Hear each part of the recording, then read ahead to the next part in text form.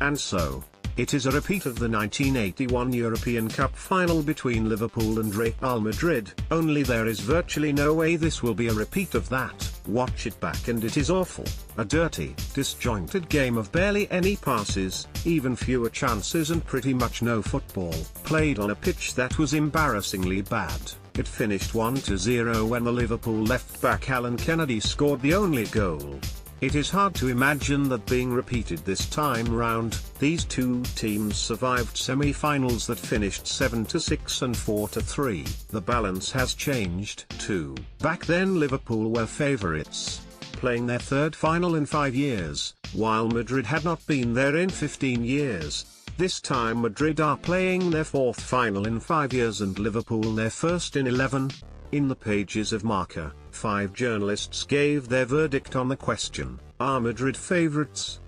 4 said yes, the one that said no, perhaps because someone had to, offered inexperience as a quality.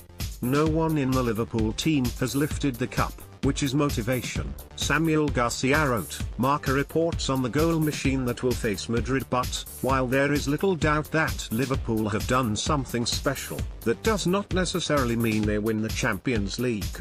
Most in Spain think they will not, and all the more so after Wednesday night in Rome. The Catalan sports daily El Mundo Deportivo lead on hero Klopp, and they cling to him, but for them to really embrace him he must beat Madrid. Liverpool are finalists but they sow doubts, ran the headline in Sport. Not least because Madrid are, well, Madrid, and, according to Guillem Boligain, there is something familiar about them. Liverpool score before games have been defined, he wrote. It turns out that RM do just the same. Sign up for the Fiverr and get our daily football email. Julian Ruiz in El Mundo said, it's hard for Madrid fans to know if they can beat Liverpool. But I'm an optimistic realist and I think Madrid are virtual winners already. Why? Because Liverpool will be crushed by Madrid's legend. Beating them is like beating the Invincibles, although Klopp thinks Zidane's Madrid is a giant with feet of clay and there's some sense in that.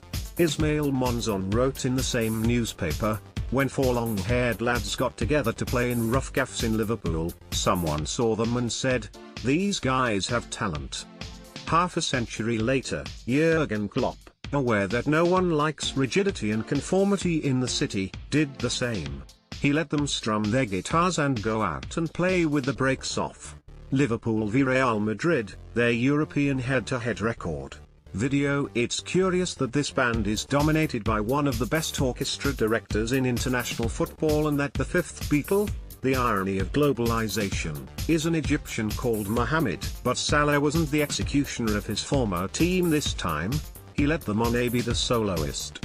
At the other end, though, it is a different story. They say that defense is the best attack and the old adage reflects the state of things in this unbalanced Liverpool team, wrote Diego Torres in El País. Klopp's greatest achievement has been building a super competitive team with a second-rate defense and a limited midfield made up of serious, professional players but with no class and little invention.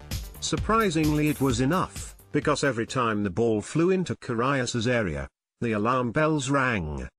The team that challenges Madrid in Kiev travels with a reckless defense. The final in Kiev looks like being the most unequal in